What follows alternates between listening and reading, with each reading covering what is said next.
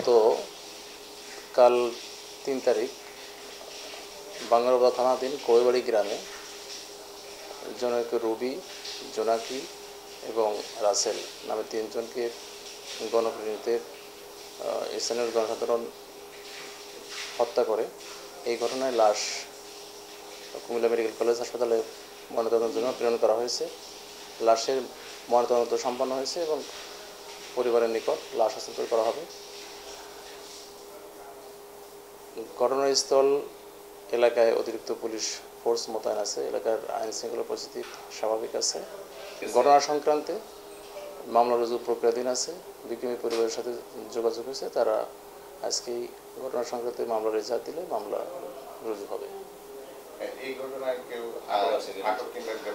আমাদের অভিযান অব্যাহত আছে এবং আমরা খুব শীঘ্রই ঘটনার সাথে সংশ্লিষ্ট যারা তাদেরকে আইনের আওতায় নিয়ে আসতে পারবো এবং গ্রেপ্তার করতে পারবো।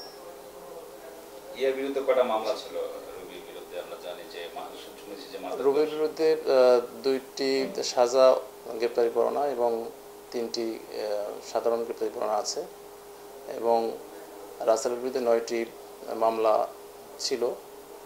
জোনাকির বিরুদ্ধে 4টি মামলা ছিল।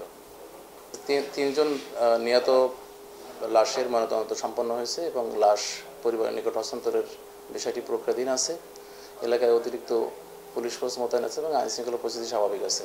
ঘটনার বিষয়ে ভিকটিমের পরিবারের সাথে যোগাযোগ হয়েছে, তারা ঘটনার সংশ্লিষ্ট বিষয়ে এজাহার দায়ের করবে অদ্যই এবং এজাহার দায়ের করলে আমরা মামলা রুজু করব এবং আসামি গ্রেপ্তারের জন্য অভিযান অব্যাহত আছে।